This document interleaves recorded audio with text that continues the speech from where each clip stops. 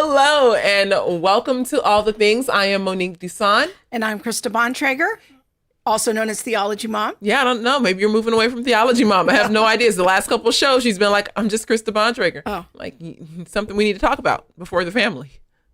And this is the show where we discuss all the things related to God, life, and the Bible. trying to keep it moving, people. You got, well, I was asking a question. All right. You see? All right. And helping us on the show tonight and every day, every moment, Bob Bontrager. You gonna say his name? There he Hello. is. Big shout out to Bob for all that he does with Theology Mom and Center for Biblical Unity and all the things. He's kind of all the awesome. Yes. Yes, you know he what's is. happening in 2 weeks? Yes. What? I don't know. I'm just playing. We are going to premiere the promo video for the new reconciled curriculum. Yes. It's going to be the promo video that goes around the world. It will be.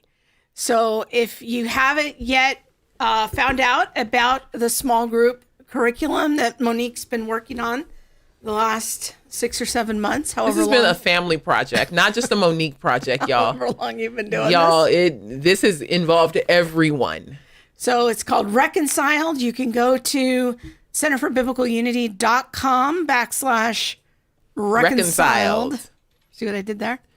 And get that now's the time to pre-order. It's a great time to think about who people want to invite into their small group. Like, Yeah. do you want to do it as your family devotions? Yeah. Do you want to do it as a small group?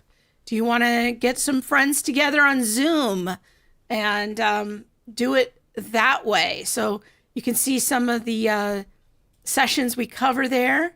We're going to talk about identity and family and unity. Yes. So, And the myth of racial reconciliation. and the endorsements have been coming in. Yes, it's awesome. We have an endorsement from Elisa Childers, my favorite auntie, Jay Warner Wallace, Virgil Walker, Carol Swain, Yep. Edwin Ramirez. I feel like the family just came together. That's right. The family has come together. Natasha Crane.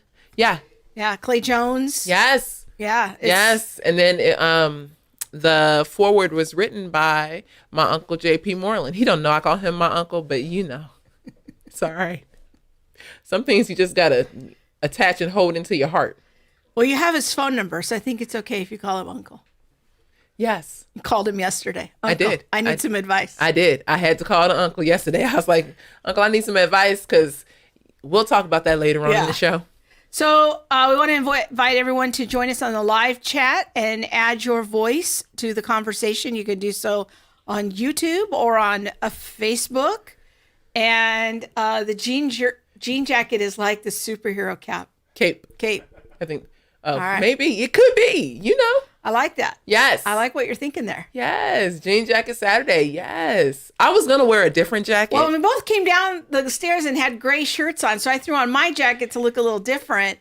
But then she went and got her jacket. So I did. You know I won't even talk about why I brought my jacket, but that's all right. That's all right. Tonight's moderators are Jeremy Webb and Ms. Laura Hartley. What's up, you guys? Thanks for all you do. So please help us by sharing the show. This is the part of audience participation. The best way to help support what we do is to share the show, to like, hit that thumbs up, and to comment, because all of those things tell the robots on social media to push out our content against their will. Against their will. Yes. All right. And the show is brought to you tonight by Family 210 Clothing. That's right. Center for Biblical Unity and Theology Mom. And we have a new design tonight. I love that. I might need to get that. Created to Reign. Yours truly. Oh, did okay. Look at you. Go ahead. That's my first design. Look at you. Yeah. Comes in a variety of colors. There's a hoodie version and a unisex t-shirt, women's shirt. Go ahead. So, yes. I felt like I was doing big things today. Good for you. Oh, Edwin Ramirez is... You now go to family210.com. Oh, yeah, we Okay. have a new website with a real domain. Yes, family210.com. So you can order your stuff there. You can even get Center for Biblical Unity stuff there. That's right. I'm just saying, we're everywhere, you guys. Now, Edwin Ramirez is in the chat. And just want to say hello to the cousin. Now, listen, I didn't get a chance to listen to it yet. I saw that YouTube. I saw it that Proverbial he released the, what do you call it, a new video. But you said that you really enjoyed it. So give him a shout out and maybe tell definitely. people what it's about. Yeah, it was a great stream. And when I listened to it today, it's called This Is Not Biblical Preaching. Mm-hmm. And he was just breaking it all the way down it was a clip off of Woke Preacher Clips, but it was an extended clip of a sermon.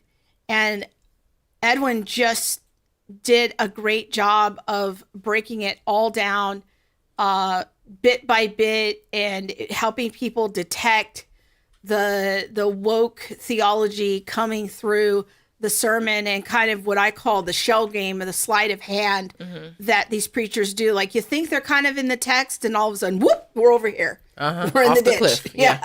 So great job, Edwin. I want to encourage everyone to go check out that stream. Again, it's called This Is Not Biblical Preaching. Yes, and you can find him at The Proverbial Life. Yes. Yes. So, All right. so tell us about, did we get through all the announcements? Oh, we did it. We did. I'm just all right. We're waiting good. on you. Sorry. Just, sometimes. Today was a really good day. What was it? What did you do? Oh, y'all. Okay. We need to bring Melissa on. But today, so my doctor told me I need to lose 20 pounds. And I was like, you're not telling me nothing new. I already know this. So I went and got I already had a membership at You got the gym membership a gym membership. a couple weeks ago. Yeah, in preparation. So, because I knew the doctor was going to be like, you need to lose 20 pounds. So I wanted to tell her, like, oh, I already got a membership. And she was like, honey, you need to use it. I was like, oh, you dirty? You're dirty. And so I went to the gym today and I took a Zumba class. And I haven't had any Zumba. I haven't worked out or anything in 3 years since I've been home. I haven't done anything. About I've only 2.5, walked. yeah. Yeah, 2.5. Y'all, this class almost killed me. I was sending out SOS signals. I was like, what in the world? And the guy who was leading it, he was young. He was probably in his 20s and all chiseled with his little shirt cut open and stuff like that. And woo, yeah. I was like, this ain't me. I mean, you look like a tall glass of water and I look like some spilt chocolate milk. What is going on here? Well, and you were texting me during the class and I'm like, I was texting you from my watch. Because, yeah. I was like, how's she texting me? I thought she's jumping around. Woo, that class had me on one. I was like, oh no. Then they played this song called, what's it called? Who is it by? Like, Loosen My Buttons or something like that. And I was like, y'all need to zip me up and send me home. It was a mess. Yeah, I was like, I'm not, oh no, I need to get rid of these 20 pounds so I can move. I was like, in dance, you do isolations and you can like move just like a certain part of your body. No, I was one just jelloed mold moving all together at the same time. I was like, I used to be able to do isolations. My hips used to move by themselves. Now my hips, my toes, shoulder blade, everything go together. I was like, what in the world is this? All right. Anyway. All right. Are you ready to talk about the guest? Let's do it. Yes. All right. So who are we talking to tonight? Today we're talking to the one and only, the right Melissa, Miss Melissa Tate. All right. And she has a book called Choice Privilege. She actually is like super like well known on Twitter and Instagram. Yeah. She is conservative and she just kind of like says it like, bam, there it is. Deal with it. I like her. I know what I was going to say. She sounds a little like you. There it is. There it is. All right. Let's get Melissa on here and talk to her. Hey, Melissa. Hello. How are you guys? Good. How are you? Well, thanks for having me on. Well, thanks for agreeing to come on. We appreciate it. Absolutely. And thanks for writing a cool book. Thank you. Yeah. So the name of your book is Choice Privilege. We've got, I want to show it on the screen here for everyone. So if they want to go check it out on Amazon, came out a little earlier this year. What's race got to do with it? And so maybe that's a very intriguing title. Maybe tell us a little bit about what that title means. So basically, it's a play on the words white privilege, because that's a term that we're now hearing all over the place. So I kind of cross out where it says white and I write in choice, because it's really the choices that one makes that determines their destiny and who they are, and the quality of life that determines who they are, not the color of their skin. So that's basically the basic premise of the book, but I do go into much deeper themes and conversations within the book. But that's just kind of like the catchphrase, just to get your attention so you can get more into the book and so forth. So yeah, so we're going to talk about some of those things that, some of the choices that people make that actually help to increase their quality of life. Now, right. I did. Well, never mind. I lost my train of thought. All right, sorry. Now, I don't know if many people know, but you were actually born in Zimbabwe. Mm-hmm. Now, Yes. what do you say to people who say, like, well, are you really a voice that we should trust, or a voice that has even like right to be in this space because you weren't born and raised here? Well, I am an American. I've become a naturalized citizen, and I'm also Black, so I feel qualified to speak on this issue. And then just the whole idea that somebody can't speak to this issue because they're not an African American or they're not Black or whatever, that's actually something that comes out of critical race theory. So I don't believe in that. I mean, when you look at people like Joe Biden has been talking about race for all this time, Hillary Clinton talks about it. So everybody talks about race, but I'm not supposed to talk about it. So I bring a different perspective as somebody who is Black, who comes without the baggage of, the history and so forth. I have a fresh set of eyes and I look at things differently. So I'm not here to try and be confrontational or try to, act like I have all the answers, but I'm just coming as a humble person, just kind of sharing my perspective, or the perspective of African immigrants who come here, with the ideals of hard work, self-determination, these type of ideas. These are very African ideas, so we come here and we marry those two. So we marry the hard work, working hard, self-determination with the opportunities that America offers, no matter what color you are. And then we become successful. And that's basically what I try to portray in the book, is that, you don't have to be a white person. You don't have to be of a certain background to make it in America, because a lot of people come here as immigrants with nothing, which is what I did. I came here at the age of 19 with literally nothing but the suitcase that I was carrying, $300 in my pocket. And I worked hard because that's just the way I was raised. My mother taught me that, you get out of life what you put into it. So we're never taught to be victims. We're never taught to expect anything from anyone. It's you get out of life what you put into it. So that's kind of the attitude that I bring to the United States. That's the attitude that most Africans bring to the United States, and they succeed. So I'm just, trying to look at things in a different perspective from what, the left portrays and tries to put out there as what the problems are and the solutions. So I think that, this was sort of new for me before you and I started interacting. I don't think I had an awareness of sometimes how Africans are looked at by African Americans. There's a bit of a, I don't know how to say it delicately, like they're looked upon differently, and there can be sometimes some resistance by African Americans to having somebody who is from Africa.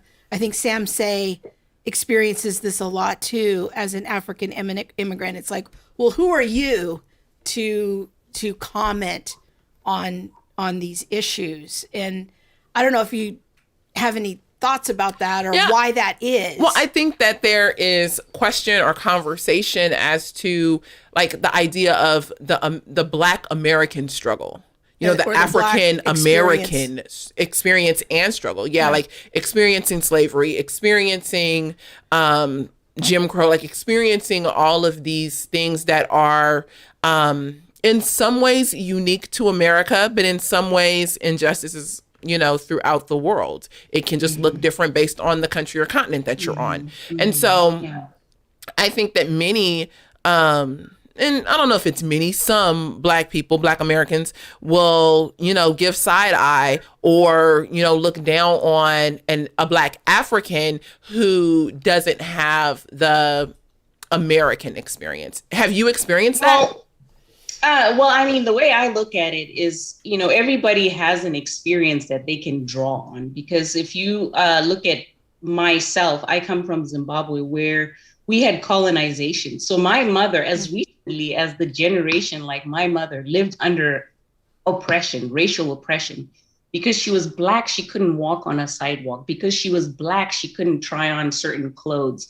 Because she was Black, she couldn't work in certain oppression. So I could literally make that my identity and live my life through that lens of the injustices that as recently as my mother, you know, she lived under this. And you will never hear her talk about that because that's not what defines her. You know, that was something that happened in the past. We overcame as a country. We became independent from colonization. Black and white people came together in Zimbabwe and we lived in harmony for many years. And it's not something that, you know, generally people draw on like, okay, so we went through this oppression. So we're that's what defines us as a people. You know, I see a lot of people that say, well, this is what they did to us. This is what they did to us. I don't look at colonization as something that happened to me. You know, it's something that happened to my mother, maybe my grandmother and so forth. But I was born free. I was born after independence. So I don't ever look at it like that is me. You know, I look at that as something that was unjust that happened in the past, but it's not something that defines me today in 2020 or 2021. So that's kind of the message that I like to give people is that you don't have to live in the grievance of the past because you know what? Injustice has always existed and it always will because we live in a fallen world. As Christians, we know that we live in a fallen world. So the idea that the only way I'm going to succeed is if there is no injustice and there is no racism and there is no, you know, anything that goes wrong is something that the left wants to propagate because they want people to feel like you have to be in this utopian society in order for you to succeed in life. People overcome injustices. People overcome racism. It doesn't have to control you. So racism doesn't control my life, not because I've never experienced it. I've experienced it from white people. I've experienced it from black people in Africa, Black people in America. I've experienced it, you know, in all forms, you know, so it's not something that defines me. I mean, if you just look at even my life in the United States, my husband is white. His family embraced me, his immediate family. And I always joke that they like me more than they like him. But his extended family, old school Italian, they don't like the fact that I am Black. I've never met most of them. And we actually got a phone call that they had this family gathering and they didn't want me there because I'm Black.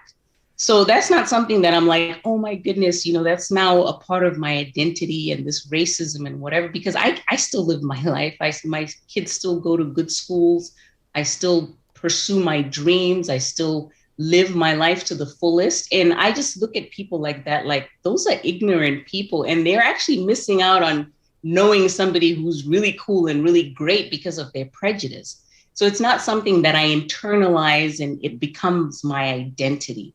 And I think that's the mistake that a lot of people are making because that's what the media and the culture is saying that should be your identity. The fact that there are people out there who hate you, you know, so that's kind of, you know, the way I look at things. So.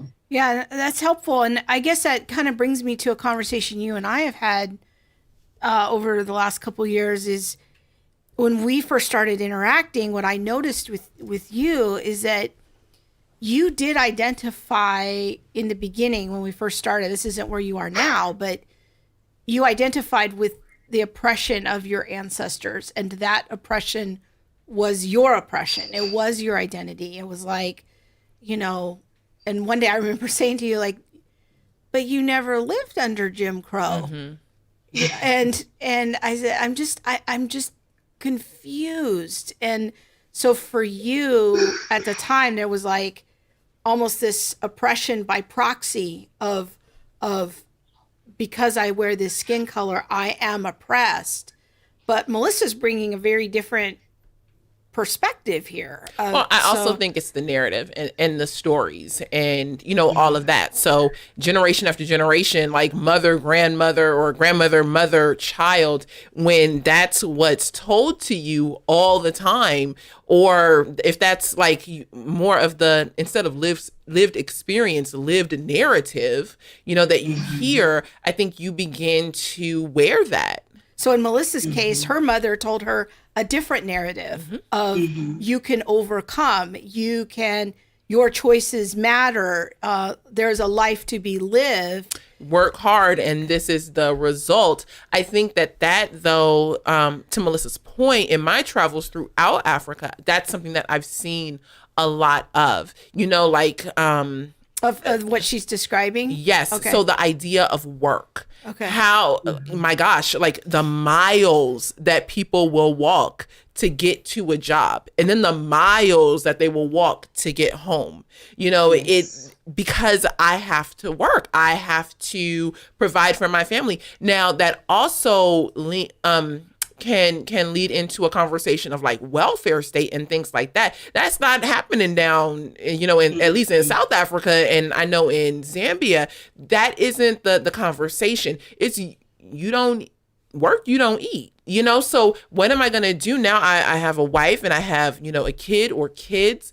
And so there's just a different reason, I think, for the ethic. But that kind of reinforces my theory that of how powerful storytelling is. When I hear Melissa's story and what her mother told her, that created a very distinct mindset for her of, I can overcome, I can work hard, and I think that storytelling is just extremely powerful. And I don't think African Americans are told that they shouldn't work hard. Right. Yeah. We don't want to imply that. Yeah. It's because that's not it. It's just the coupling of you, or the reason why you must work hard. Like, you need to work twice as hard because you want to be as good as the white person so that you can, you know, be qualified or get the job. Like, you need to work twice as hard because you're oppressed. Yeah. So I think we are also encouraged to work hard. Definitely. It's just attached to something else. Yeah, that's good. Melissa, something you said sparked another question for me.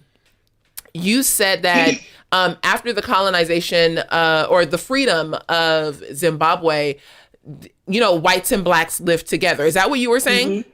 Yeah, I did say that. Yeah, I mean, there was still, you know, racial tension as with any community, because, you know, racism is just very basic, primitive human nature. It's common in every culture, you know, so there's always that, you know, that racial tension, even amongst, you know, two tribes in Zimbabwe, you know, that are both black, but there's tension there. So, yeah, so that always existed. But generally speaking, I mean, I went to a school that was, I would say maybe 90 or 80% white. And I had white friends. I mean, you know, blacks and white people just lived, you know, normal lives together and that was mainly because even our president at the time, you know, he had said that we need to not look to the past, but look forward. And we need to come together as a country, whether you're black or white, we're all Zimbabweans, and we just need to move forward. So I think that declaration by the leader of the country was very powerful, because growing up, I never heard narratives about colonization, or, you know, like, it wasn't part of our identity or the fabric of our society or whatever. You know, people were just trying to, you know, work hard and do what they can and get the good jobs and live a good life. And we had a great country in Zimbabwe, very capitalist, in fact, people moved from all over the southern Africa to come to Zimbabwe because Zimbabwe was a very successful capitalist country. So I enjoyed growing up in Zimbabwe. It was a great place to grow up. So Now, and I'm going somewhere with this question. Did you guys do any kind of like racial reconciliation kind of national thing? Because I know South Africa did the reconciliation thing and stuff like that after apartheid and stuff. Did you guys do that? Not that I know of. I mean, I was very young when that happened. I think that was 1980. I was a baby. So yeah, so I don't really have any like recollection of it, and I don't really know any history of an official racial reconciliation. But the president did come out, because I have read some speeches that he made post independence. Once they won the Liberation War, where he talked about unity and looking forward and not looking back at colonization. And so that was kind of the spirit of the country, was just, we need to move forward. And then the whole society became reintegrated, where it was segregated, where Black kids couldn't go to white kids' schools. It became integrated. Okay. So I was asking because I know South Africa is generally put forward as like an example or the model for racial reconciliation and things like that. That doesn't seem to have worked out too well. It didn't. But I mean, because they had like this whole reconciliation council and, all of those things. But when you go into South Africa, it is segregated for real. Like it's not a place where I would be like, oh, look, it's so multi-ethnic in its integrated practicality, or it really integrated in the way that they walk these things out. And so I'm just curious always as to, is it something where we need to be, nationally addressing issues of reconciliation, or is it more like what I hear you saying is that we're going to look toward the future? We're going to have hearts that are for each other and continuing to model that and put that forward. Yeah. That was just some of my thoughts about it. So some of your critics that I read in research for this, is, one theme that I saw emerging is that a critique of your book is, well, you're just wanting to shift blame in the African-American community from, to say that basically they're to blame for their situation, for their oppression, that it's their choice, because that's right in the title of your book is, and so you're just basically blaming African-Americans for their whatever, fill in the blank, whatever the thing is that they're struggling with, whether that's poverty or lack of education or the school to prison pipeline or whatever that is, that you are kind of bringing a narrative with emphasizing choice and responsibility that just blames people for their situation. Well, I don't see it as blaming. I see it as empowering, because you can give white supremacy power. So that means you're giving white supremacy and you're giving your power to somebody else to control your life. So my message is you can actually be the master of your own destiny, and by your choices, you can actually change the trajectory of your life. So to me, that's a message of empowerment, that I have the power to change the way I live, to change the results that I get out of my life. And I'm not giving my power to a white person or a white supremacist or the KKK, because I can't live my life saying that, okay, the only way my life is going to be good is if the KKK stops being the KKK. I'm saying, so you're giving your power, the power of your life and your destiny, to somebody else who hates you. So my message is not about blaming. It's actually a message of hope and empowerment, that you actually can do something that can actually change your life and make your life a great life, based on the choices that you make.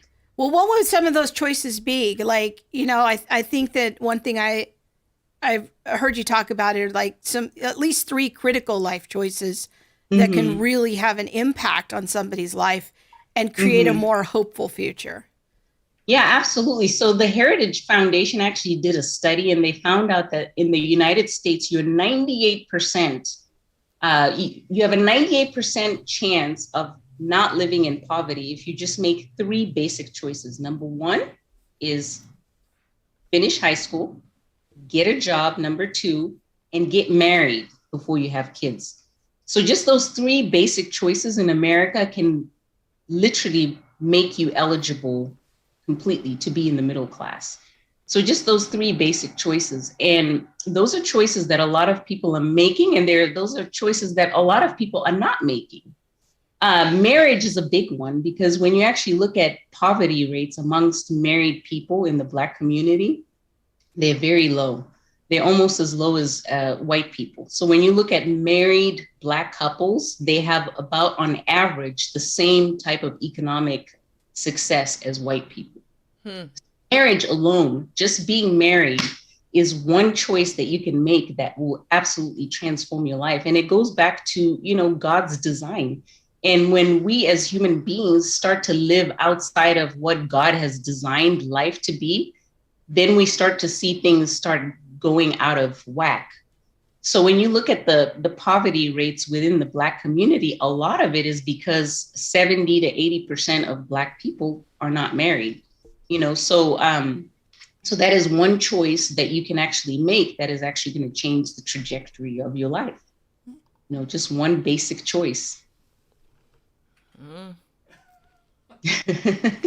She done went in there talking about the Black people. Now here we go. Here we go. All right. So I what I hear you saying is that there is a level of responsibility that Black people, and I bring up Black people not just because I'm Black, but because I think in the media and the things that we're hearing is about all of the injustices that are happening to Black people, all of the oppression on Black people, wealth and economic disadvantages and things like that. And so you're saying that if you would just do these three things right here, get married before you have kids, graduate high school, and get a job. Yes, that was it. Then you might not suffer the consequences or the poverty that you grew up in. And I can, specifically say from my family, I think that that's true in all four of our cases. But I mean, shout out to your mom shout out to Pauline for being a single mom with 4 kids. You guys are all gainfully employed. You've been very successful. It's like you're all living, a good life. Yeah. And having success in your life. Yeah, completely. So now you've been brought into Black culture. Yes. What do you see as some of the impacts on Black culture, not just from not making these three decisions, but even from the conversation of white supremacy, white privilege? Like, do you see that as having an impact at all? Yeah, absolutely. Because when I look at this as a bigger picture issue. Because I look at this as the left is using, when I say, this whole narrative of white supremacy and oppression and whatever, it is designed by. Did we already cover? As a tool, a political tool to divide and conquer America for Marxism. So this ideology, the same people that are telling you that America's racist and systemically oppressive and whatever, they are doing this as a political weapon. It's not because they actually care. Someone like Nancy Pelosi and the Democrats that were kneeling with the with the kente cloth, they're not doing that because they care about Black people. All these corporations that, put Black Lives Matter up, they're not doing that because they care about Black people. It's because they have a vested interest in the Marxist takeover of America.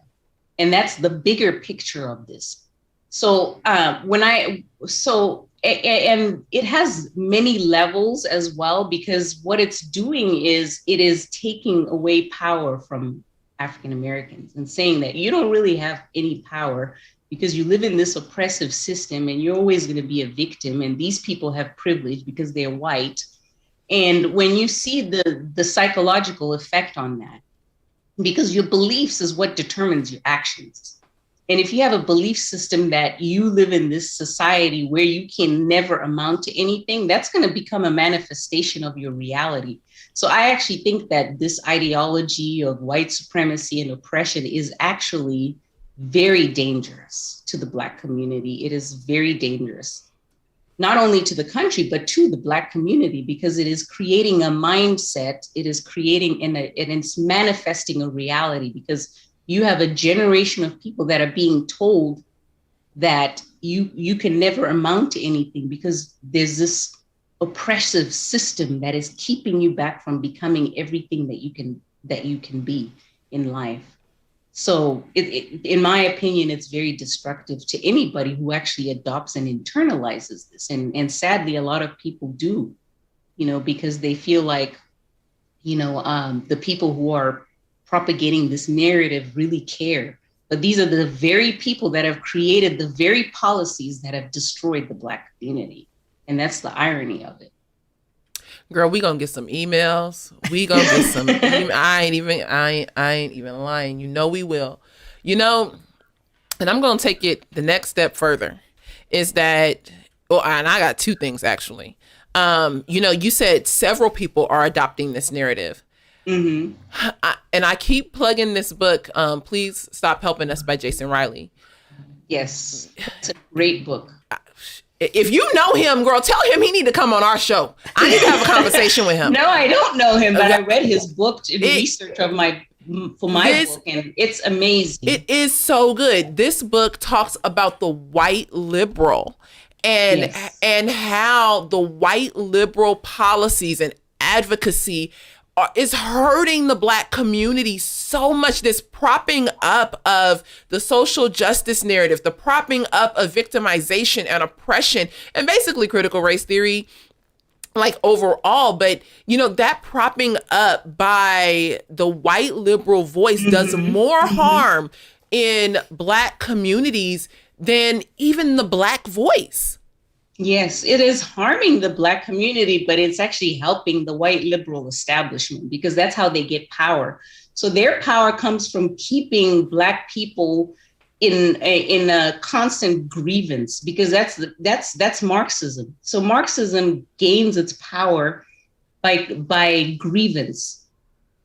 That's how it works. So the point is not to solve your problems. The Democrats and the left are not there to solve your problems. They're there to ensure that you stay in your problems, so that grievance continues, because that's what overthrows the society. So it all goes back to the Marxism issue.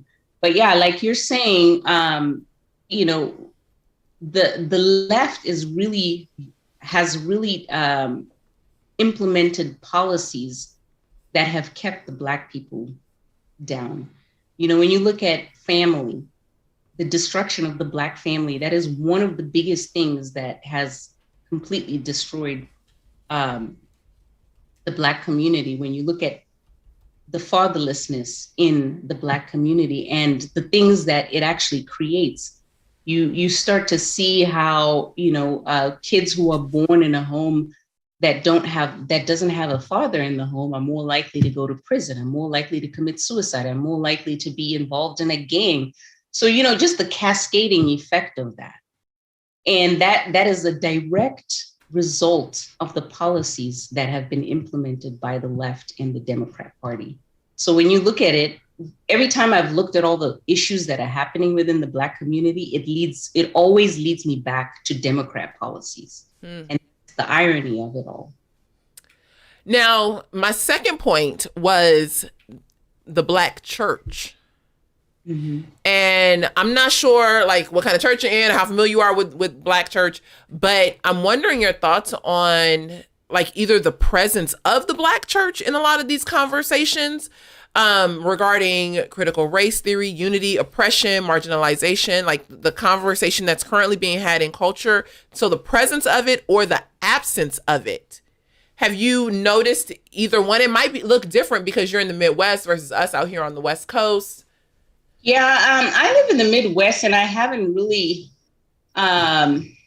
I haven't really been involved like in the Black church to really see, but the way I see this narrative is that it's becoming a religion in itself. It's like this religion of Blackness. And I think Jason Whitlock did an amazing article about the religion of Blackness. Like it's now replaced, because when you look at African Americans, they were still are very spiritual. They were kind of like the spiritual leaders of this nation when it comes to Christianity and so forth.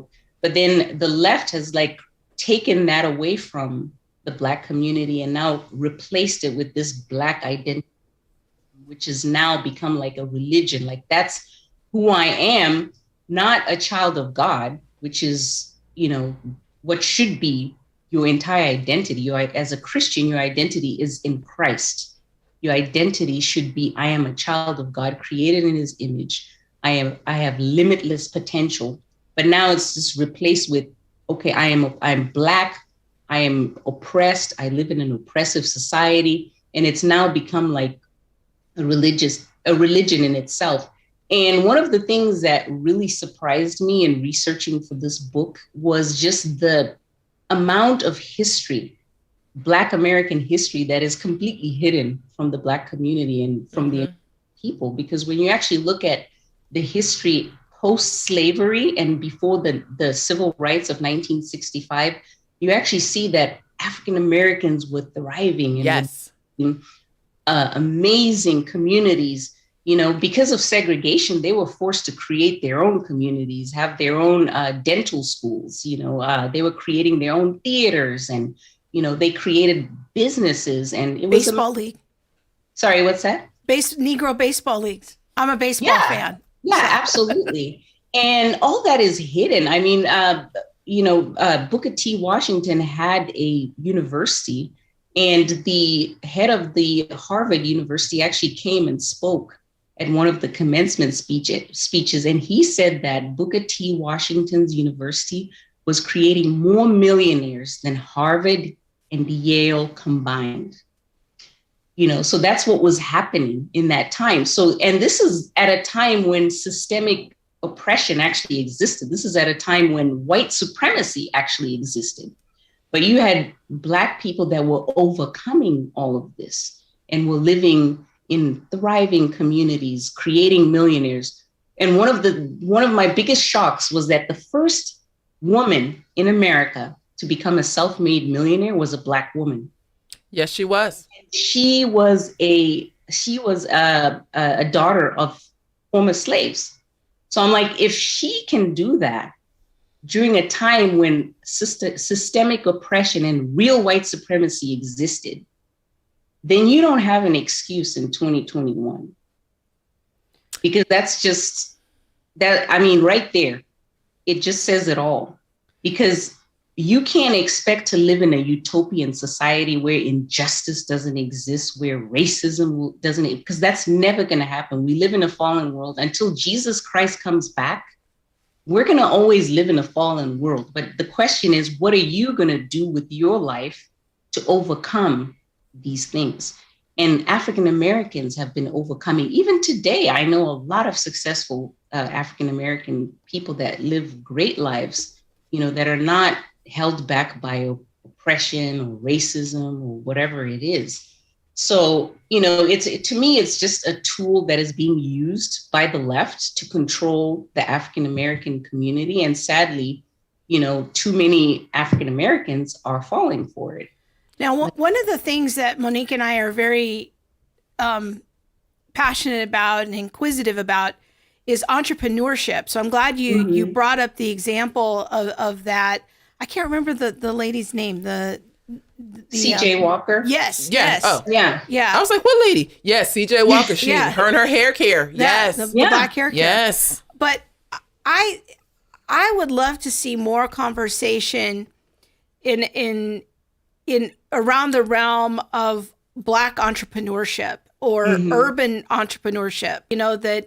That is a better pathway out of poverty than, let's get some more social programs going. Right. Like nobody's ever going to get out of poverty because of social programs. Now that can be a stopgap for a temporary time or, a crisis situation, and that's fine. But when we start looking at situations of able-bodied people or multi-generational welfare, I get really concerned about how damaging that is to people's souls, because work is part of the created order. God has created humanity to work. And I'm just wondering, if you might comment on your thoughts about entrepreneurship and the role that they can have in really even changing our mindset of I can do some things to better my situation. Yeah, absolutely. And entrepreneurship is something that, I am definitely for, because I've always had an entrepreneurial spirit. Growing up, my mom was an entrepreneur. She was a teacher, and teachers don't make very much money in Zimbabwe. So she wasn't just going to sit around and be a teacher. I mean, on school holidays, we were getting on a train going to South Africa because she was buying stuff so that she could come back and sell it in Zimbabwe. So I just grew up around, my mom taking control of her life and wanting to better her life, wanting to make more money so she could send me to private school so we could live in a better neighborhood. So she was just that person. So I naturally had that inclination. So when I came to the United States, I went to school, I studied business administration, and then I worked for a bank for about 3 years, but I wasn't happy there because I was like, you know what, I want to be like my mom who, built a business and was able to live a much freer life and was able to make more money than, just having her 9-to-5 job. So I actually started my own business. So, and I started my business in e-commerce at a time when e-commerce was really becoming a thing. So needless to say, my business just skyrocketed. I just got in at the right time. So by the time I was 27 years old, I had a business that was doing 7 figures in income. I had several employees, and I was literally living the American dream. So to me, entrepreneurship is truly the answer. And that's what makes America unique, because you can come to this country and, have nothing like I did. And then you can start a business and really make something of yourself, because you're adding value and you're creating something and you're filling a need that people have, and you're becoming successful at it. It's very rewarding.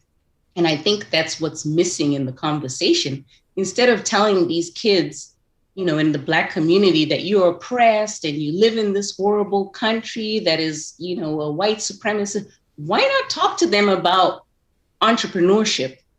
Why not talk to them about the power they have to create value in somebody else's life, to see a need that's not being filled and create something? So that's why I find this ideology very dangerous.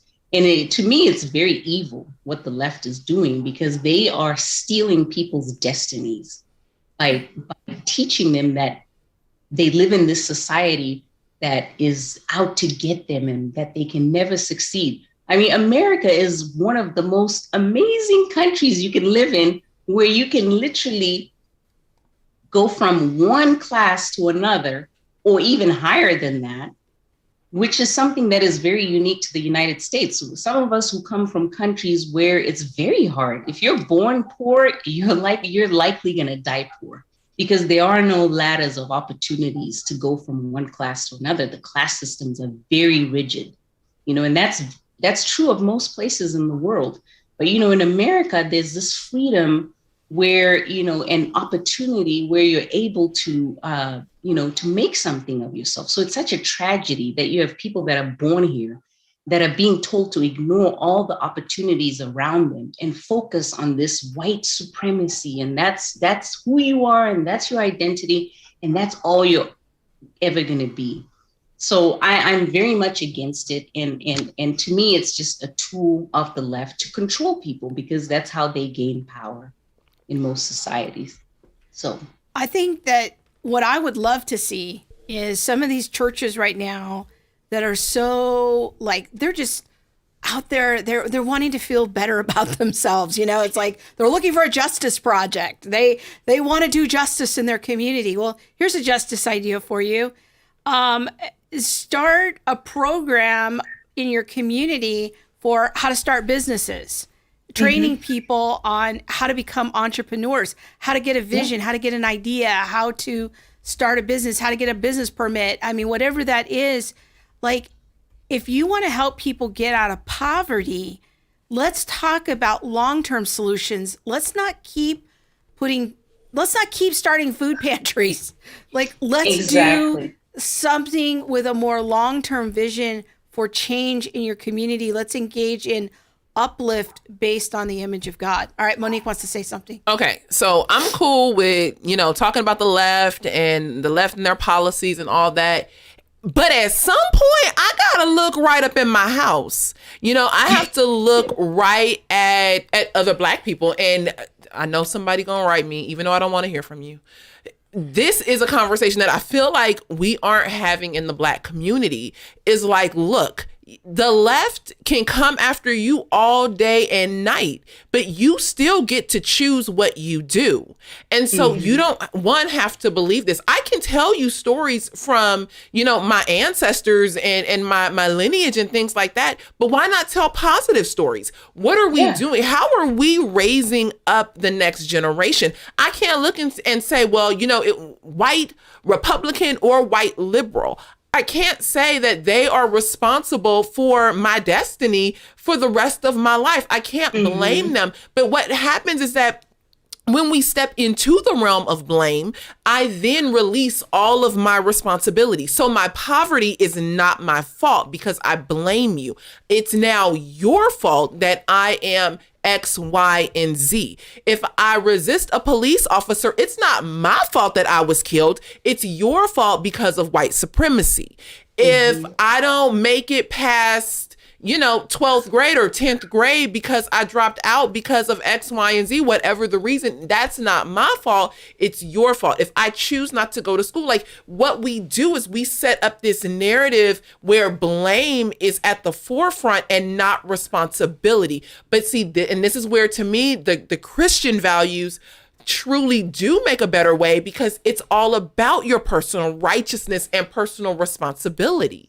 Yes. And we're missing it. We're missing that in Black and white communities. But since we're talking about the Black community, I feel like we're missing that in the Black community. I can't sit up and say white supremacy. And I know there was somebody on Twitter a couple months ago who said we can't talk about Black abortion until we talk about white supremacy, basically. What does an abortion have to do with white supremacy? What does premarital sex or fornication, or whatever have to do with white supremacy? You being white don't tell me who I should and shouldn't sleep with and when I should and shouldn't sleep with them. You know what I mean? Like, we've lost the plot on personal responsibility. That's my rant. Sorry. But now even those choices are my fault. I agree. As a white person, like, I am responsible for everything. Yes. I'm even responsible for obese Black women. And I told you I got them extra 20 pounds. But that's the thing. I do think that's your fault. It's your sister's food. That's all I gotta say. But but that's part of the growing narrative, is that white supremacy, the system, is responsible for everything that ails the Black community. But it's because we've literally taken that mentality that we had back in the Renaissance time and like back in 30s, 40s, 50s, where we were thriving. Yeah. Where we were thriving and we were responsible for ourselves. Right. I wasn't looking to you. I wasn't blaming you. As a matter of fact, I was better off without you. Like, and I mean, that isn't to be mean, but Black people kind of stayed to themselves, especially down in the South and stuff like that. They stayed to themselves. And white people kind of stayed to themselves. And it goes back to that book that you were talking about, Please Stop Helping. Yes. It's when the liberals started helping Black people that everything started going south. And, and then they teach this idea that you're not personally responsible for anything. You can just blame white supremacy on everything, but your choices and the things that you're doing are not your fault because your ancestors lived under slavery and so forth. But when you look at it, every single person of every race has that in their past, oppression, because we live in a fallen world. Slavery that happened in the United States didn't happen in a vacuum. This was something that was happening all over the entire world. So you can't live your life with the excuse that because my ancestors went through slavery, therefore I can live my life like this and blame everything on that. Because really at the end of the day, it's really the choices that you make. And that's it just comes back to that, with the book that I've written. It's just literally the choices that you make. And obviously life can throw, curveballs at you that are out of your control. But at the end of the day, it's how you take those situations and what you choose to do with those situations. And that's what it just boils down to. But, that's not a conversation that is popular right now at a time when, everybody's looking for every excuse and nobody's responsible for anything. And this is not just in the Black community. This is now in all communities. Yep. Nobody's responsible for anything. You look at the millennial generation, like they're just, not responsible for anything. And that's just and we're going away from like what you're saying, biblical values, because the Bible says, if you don't work, you don't eat. The parable of the talents, you look at the parable of talents. This is Jesus telling the story, and he's talking about somebody who got 1 talent, somebody who got 5 talents, somebody who got 10 talents. So right there, it tells you that not everybody starts off at the same spot. You may be poverty, you may be born in a certain situation, but God expects you to take that little of what you've been given and make something of it. And in that parable, what you see is that one person who had the 1 talent did nothing with it, and they buried it. And you know what Jesus said? He said, "Depart from me, worker of iniquity." He took that 1 talent away from that one who had 1 and gave it to the one who had 10, the one who had the most. So that means that, the whole idea of socialism and, this type of coddling society that we live in, it's not biblical. You're responsible for your actions, and the actions that you take have consequences, and you have to live with the consequences of your life. And this is now, something that is not popular anymore to talk about, because we now just live in this fluffy world where everybody shouldn't be offended and everybody blames everything else besides what they have done and the choices they have made in their lives. So. Yeah, sorry, I was just reading some of the comments on YouTube. Mm-hmm. Candy Can 2 says... Who's Canadian, by the way. Yeah. Okay. I don't know if she's actually Canadian, because I thought I read something in the comments that says she was like in Jamaica. I think she's from Jamaica, but she lives in Canada. There you go. Yeah. Okay. So she said it's even worse, and referring to something else, but talking about the idea of responsibility and things like that. She said it's even worse than that. When we do take on the responsibility, the responsibility of yourself, you are accused of self-hatred and adopting whiteness. And I think that's one of the problems with this critical race theory narrative and just the social justice narrative, the cultural narrative, is that when I am kind, when I am responsible, when I show up on time, respect authority, I am considered to be participating in whiteness. Or self-loathing, not understanding my Blackness, all of these things. So, and you're kicked out of the tribe. So is this conversation really between 3 white people? Right now? Yeah. Basically. Because we're talking about choice? That's what some would say. That is exactly what some would say. Like, I think about you, I think about Candace Owens, and the way that you have used your voice and your platform, and the way that I've seen people come after you. And the things that they say, and it's all about, well, they white. They just participate in their whiteness. Mm-hmm. You can't trust them. Oh, the Smithsonian came out with that list of things that they said were associated with whiteness. And they said, being on time, being personally responsible, being rational, all these things. And what came out to me with that was like, okay, this sounds like a white supremacist wrote this list. Because you're telling me that all these great qualities that actually create success are whiteness? It's No. like a hoodwink and bamboozle. Like they really don't Right. want you to do the things that will keep you alive, like respect and authority. Yeah. You know, it's And a this is hoodwink and crazy bamboozle. because I don't know if you guys saw this, but Chelsea Handler like sent out a tweet during the police shooting. I don't remember which one it was, but he was like, well, Black people shouldn't even obey police anymore. Oh, And yes. we had that tweet on our show when Eric Muldrow was on. Yeah. And I'm like, I guarantee you, Chelsea Handler and white liberals are not telling their kids that they should not respect police. Mm-hmm. Because you know why? Because they love their children and they understand that no matter what color your kid is, if they're not respecting police and they're not obeying what the police is asking them to do, they're going to be killed no matter what you are. So because they love their children, they tell their children, hey, if the police officer tells you to give them their ID, to put your hands up, you do it. But then they want to tell Black people that, oh, you don't have to do that. You can buck up. You know, they talk to you wrong. They say something, buck up.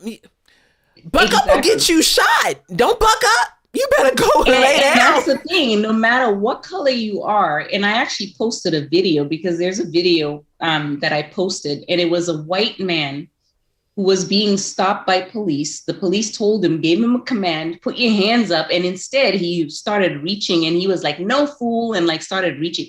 And they shot him and he was white. But you don't hear that story because police actually shoot twice as many white people as they do Black. But because the media just focuses on the ones that involve a Black person and a white police officer, and that's what they spend 24 hours a day, 7 days a week harping on. So it creates this perception that it's only Black people that are going through this. And it's because they're Black. No, it's because they resisted arrest. I mean, sometimes it's unjustified, but most of the time it's justified. And these are things that are happening to white people who are also engaging in the same behavior of resisting arrest. So it's not about the color of your skin, it's about the behavior. And if you follow the behavior, it is happening to you no matter whether you're white, Black, Hispanic, Asian, whatever color you are. If you are in a tussle with the police, they are trained to shoot you because they are also in self-defense mode. Mm-hmm. Yeah. That's something that, nobody wants to talk about. I mean, we had CNN. I don't know if you guys saw the hidden camera that showed CNN discussing how they only focus on the shootings that involve Black people in order to create a narrative and a perception. And it's sad that, most people who don't follow politics or don't really follow these things, that's all they see. So they just see the Black people that are being portrayed in the media, and it's creating this perception that this is only happening to Black people and it's only because they're Black. And that's not it. This is something that the left is doing through their media to create racial tension, and it's divide and conquer. And I always go back to the Marxism because that's what it is. Marxism is where you divide a nation between oppressed versus oppressor. So to tear down a nation, you have to divide the population into an oppressed population and an oppressor population. And then the goal is for the oppressed population to then overthrow the system that's already there and overthrow the so-called oppressors. So that's what we're seeing. That's what we're seeing in the United States. And the media is behind it. The corporations are now behind it. That's why they put all these Black Lives Matter stuff on there. And like what you were saying about, doing things that actually help Black people, they're not doing that. These corporations like Coca-Cola or whatever, they're not teaching Black kids how to start businesses. They're not building schools. Black Lives Matter is not building schools that actually educate kids. The kids are stuck in these public schools where they're literally being graduated, not knowing how to read and write at a third grade level. So is anyone building schools to help them or trying to take them out of the school system? No, it's all about just the optics of, we're going to put a Black Lives Matter sign on our building, or we're going to do this and do that, but nothing of substance that actually changes the life of the average Black person. And that's why it's so disingenuous. And, it just exposes the left for really what they're doing, which is just an agenda for themselves for Marxism. All right, we've got a couple comments here before we wrap up with Melissa. And once again, I want to make sure to give a shout out to her book, Choice Privilege. We've been talking about a lot of choices tonight as a big theme on the show. And I know we're not going to get to it because of time, but when you get the book, read God's Privilege. Like, oh, yeah, good stuff. All right, we'll leave that as a teaser. Okay.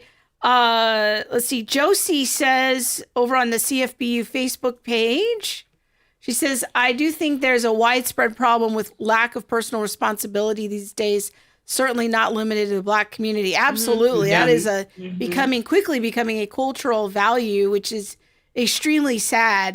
We are always trying to talk about, uplift and responsibility and how that is the pathway to success. So definitely don't want to make it seem like that's just a problem in minority communities. We also don't want to imply that minority communities don't work hard. We think they absolutely work hard. Yeah, absolutely. And there's so many good success stories. We just want to highlight like more of that, and of because we actually believe in human dignity and what people are truly capable of. It just grieves our heart that our government often sends messages and our culture sends messages to people to make them be satisfied with less than God created them to be. Yeah, that's the grievance of our heart. You don't need to get married because you can get on welfare. You don't need to work because you can get X, Y, and Z. Like there's this program for you. You don't, and I mean, these are things that we see even before the fall. Yeah. So they're part of God's created order, and yet government steps in and then kind of subverts the created order for how things should be. Yeah. Right. Jeremy says on YouTube, he says, Monique, so many of the values attributed to whiteness are found in the book of Proverbs, which was not written to white supremacists. By white supremacists. Sorry. It's so true. So he's talking about like wealth and wealth building, saving, thinking of the future, not fornicating. These are all big themes. Choosing your friends well. Like just go do a study sometime in the book of Proverbs on choosing your friends well. Like that is a big theme. The Proverbs is like the book of wisdom for middle schoolers. It really should be like how we are teaching our middle schoolers how to manage your money, stay out of debt, choose your friends well. Don't fornicate. These are the themes. So very good. All right. Well, Melissa, thank you, Melissa. Sorry, go ahead. Go ahead. Thank you so much for coming on and hanging out with us tonight. We so appreciate it. This has been awesome. Well, it was awesome. It was great to talk to you guys. You too. So much good information. Everyone go and get Choice Privilege by Mrs. Melissa Tate. Yes, there it is. And what's race got to do with it? An intellectual, biblical, and experiential rebuttal to critical race theory. Yeah, and I mean theory. The conversation or what you write in the book about like the fallacy of white privilege. This it needs like a part A and a part B. That's good stuff. So yeah, so good. Thank you so much. It's good to thank see you so much for having me. It was great talking to you, ladies. Thank you. You have a good night. All right, you too. Bye-bye. Bye-bye. All right. Yeah. Melissa Tate, ladies and gentlemen. The book is really good. Yeah. Really, really good. So. I can't believe that she even knew who we were. She reached out to us. I was like, oh, Melissa Tate. Really? Yeah. She's awesome. That was really good. That was really good. Yeah. Excited for that conversation. All right.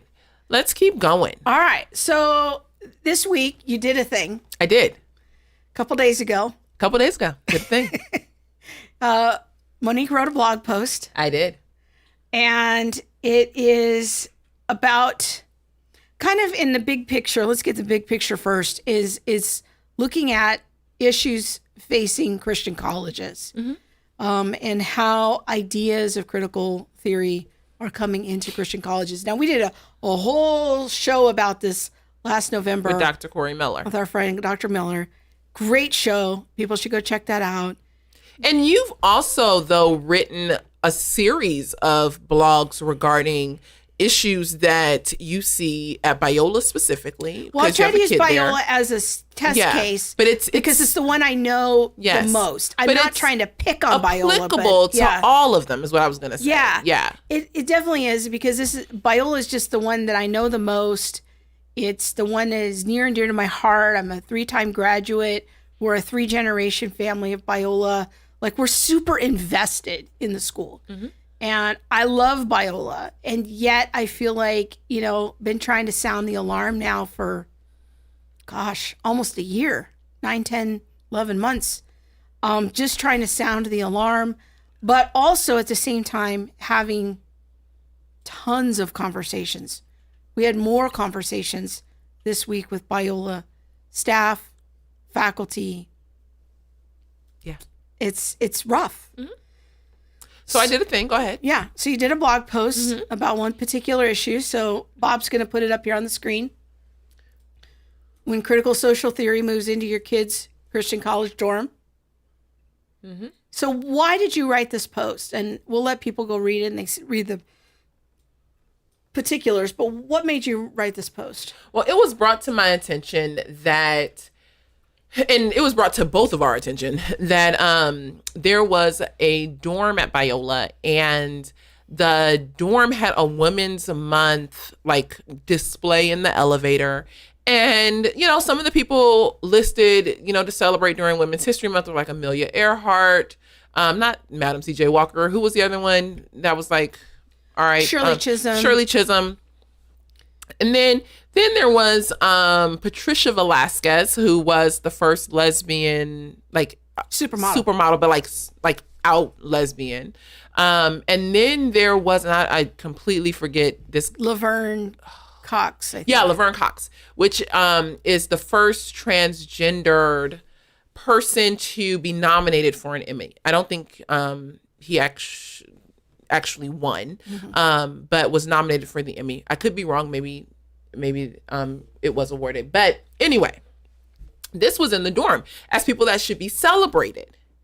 Now, there was a QR code. Even before we talk about the QR code, the lesbian and the transgender person, I was like, oh, I didn't know that was in line with Biola's values, that these are the women that we celebrate. And so and I'm gonna leave it there because I have a whole bunch of thoughts about that. But there was a QR code, and we were sent pictures of this display, and so I just opened the QR code. So it said and took scan for resources. Yes, so we scanned for the resources, and the resources were articles one of them went to the Biola sexuality statement. Yeah. Another one went to not human rights. One of them was to a Christianity Today article. Mm-hmm. One of them was to the Human Rights Campaign. That's what I'm thinking, which is a secular organization that tries to lobby for gay marriage and other LGBTQ political things. It's a very gay affirming lobby. And then the last one was about a transgendered person and coming out, and how do we, support transgendered people. And so I thought that was extremely interesting that, these are the lists of resources that Biola is putting out. Now, people will say, well, Biola didn't put that out. Well, a student hung it up. Well, I would say even before we get to the student conversation, that this is being hung publicly in Biola's dorm elevator. Yeah. To say that Biola's not putting it out is a little skewed. I would say that the person who's responsible for this dorm and this elevator should be also held responsible for what is put up. And it was up for a month. It was up for a month. How do you run the dorm and not know what's being put up? If something is in my office, even if I didn't put it up, it's my office. And so I am now responsible. I should be looking and having my eye out and knowing what's going on. So I do think that the RD is partly, responsible. Now, we did the article, and Biola reached out to me and stated, that they took the article, they took the display down within an hour of 24 hours. Yeah, within 24 hours, thank you, of a parent complaint. Yes. So there's that. After it had been up for a month. After it had been up for a month, yes. But they came to me and said, that I needed to, like, not retract my article, but definitely make it known that they took it down within 24 hours. And I'm like, okay, that's fair. And I, in my article, I did say that someone told me that the situation had been handled, but I didn't understand what handled meant.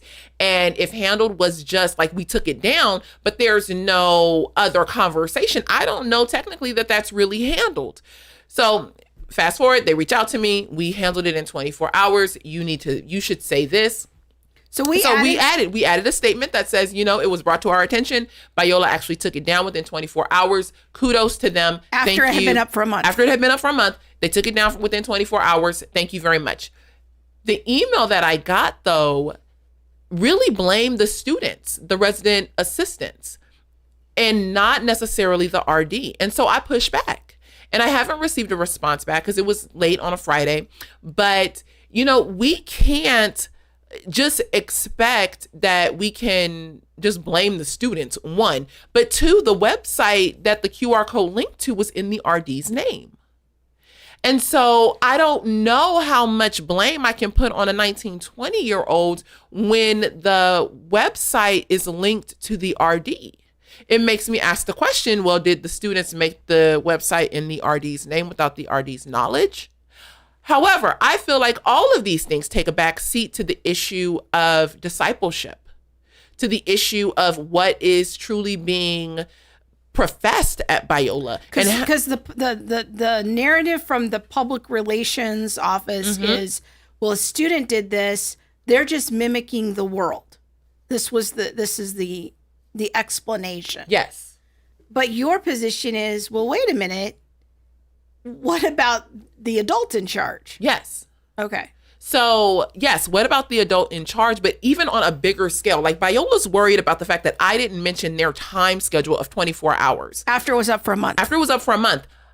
Why is no one concerned about the fact that someone at their university who is paid and in leadership thought that these were resources in line with the ethos of the university?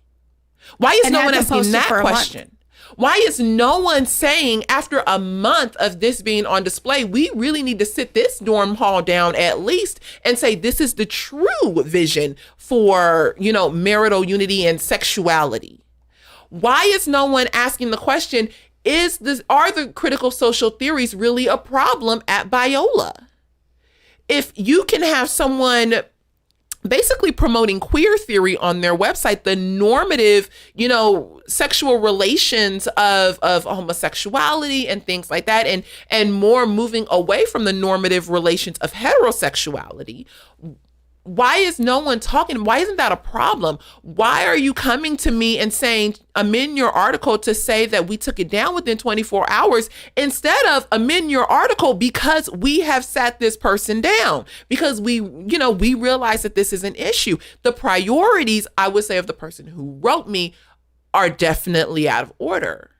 I also feel like after having conversations with several people at Biola, I can basically unequivocally say that the critical social theories are an issue at Biola. The person who wrote me, I also have had several conversations with where they've admitted that we have had issues with the critical social theories at Biola. So now why are you emailing me?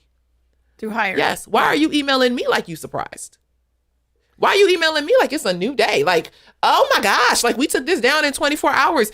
Amend your article to show that. Why not say we are grieved? You want to talk about lament and repent? They have a grieving statement though this week about the verdict.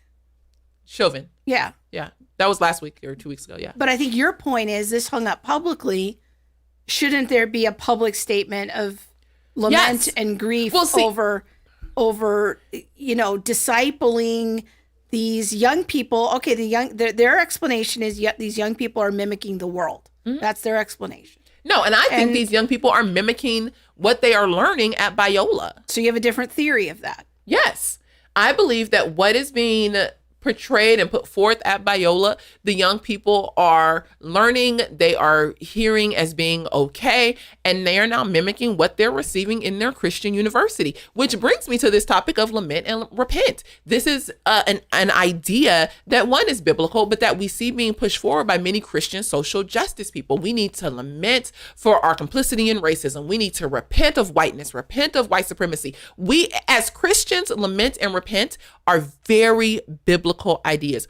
As Christians, we should be repenting of allowing these critical social theories to indoctrinate our young people.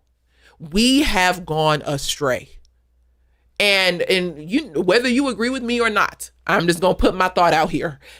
We have allowed, without much fight, critical race theory, critical social theory, not just critical race theory, the critical social theories to come into Christian institutions, churches, universities, and we haven't fought very hard. We should lament the way that our young culture is going, the way that young people are going. To me, if Biola wants to hold a repent and lament session, this would be the perfect time, because you allowed something to be up for a month, and now to me, and then silently removed it. Then you silently removed it. Even though they silently removed the display, the website was still up until that blog went out. Another month later. A month later, that website was never taken down. They should repent for leading kids astray, and they should lament, because it breaks God's heart, in my personal opinion, that we would not just offer kids different narratives, like, hey, maybe this, or hey, maybe that, but that we would put one frame of thought forward and then shame them into believing it. And then tell them, if you don't believe it, you are this or you are that. And that this way is the way of Jesus. And I'm just wondering what the long-term impact of Christian college culture is in particular on both students of color and white students.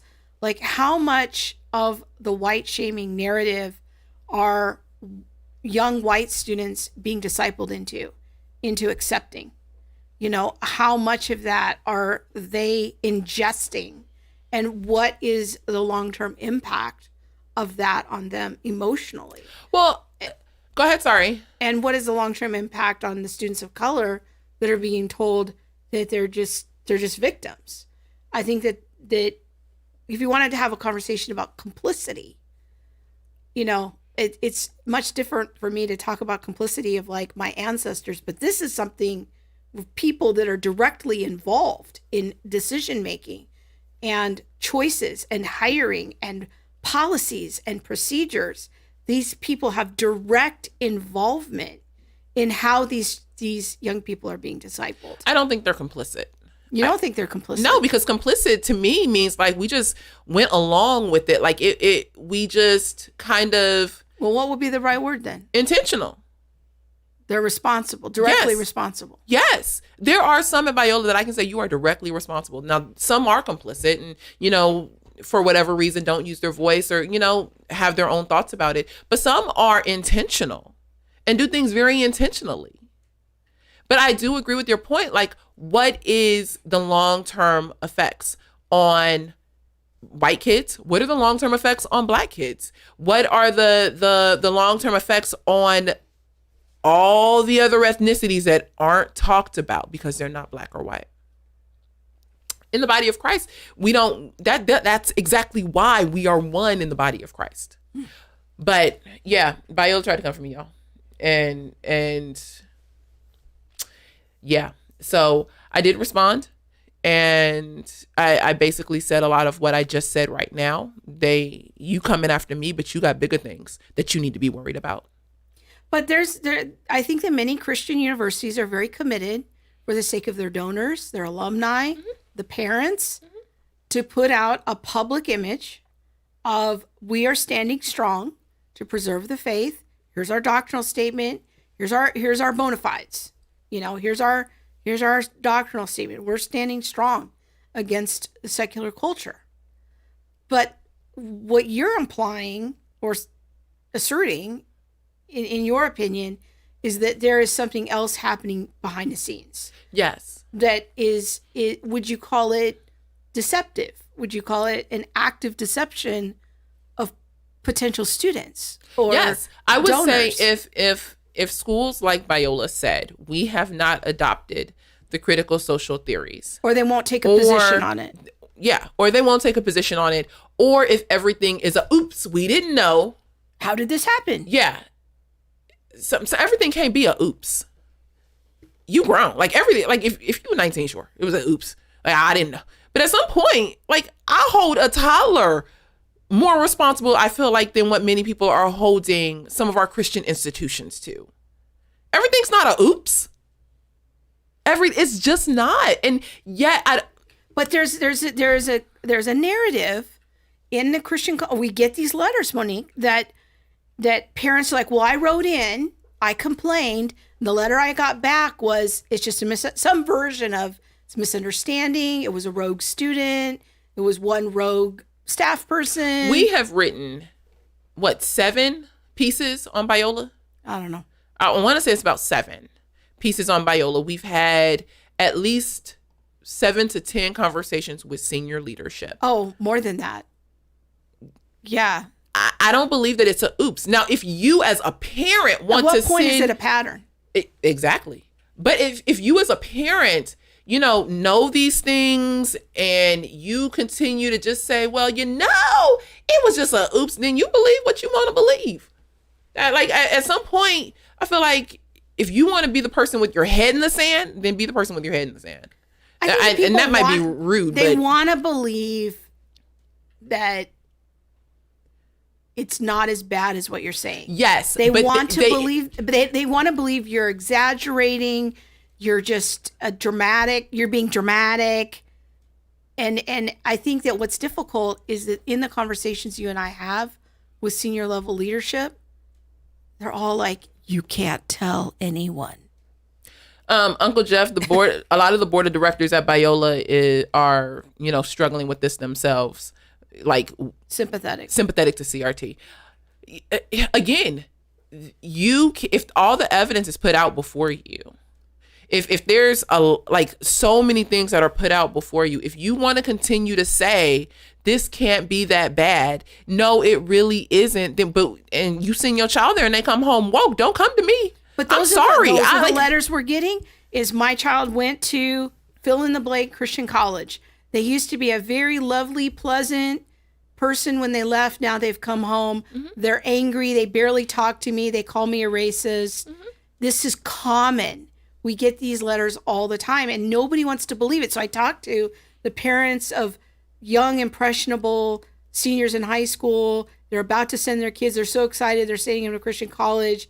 And it's like, I don't want to always be that person that says, please don't do this. Please. I know you think your kid can outsmart this, but this is an exhausting road, and nobody's this strong. Like, it is so incredibly hard, and everyone thinks like, well, it won't happen to my kid, and then we get the letters of the parents on the other end of, after 4 years of Christian college, here's the state that my daughter, my son, my nephew, my niece are in now. Mm-hmm. And we get those letters all the time. And it's hard because this stuff is really hard to publicly document because residence life, what happens in residence life dorms isn't public. It's not public. And people don't understand how much influence the resident director has on your child. Yeah. Well, there was that. Go ahead. All right. We're done. We are. I don't know. I was gonna sip my coffee.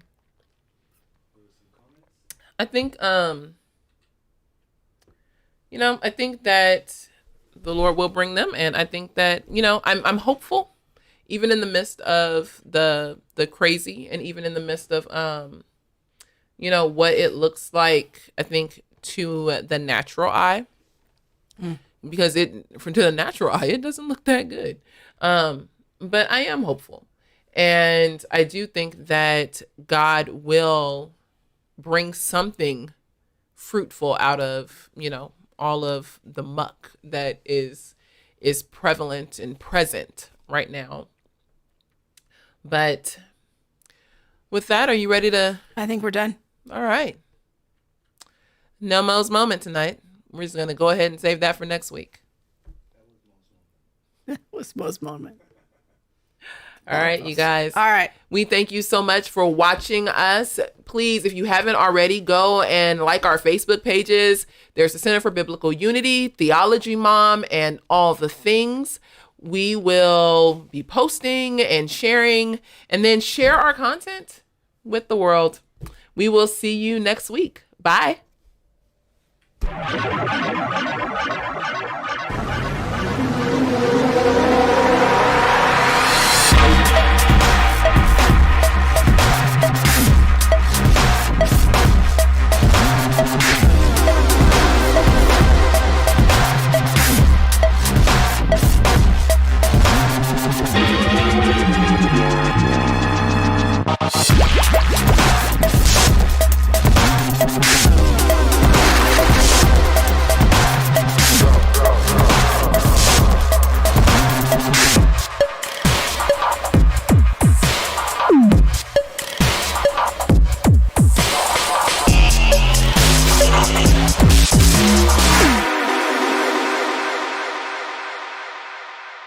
There's nothing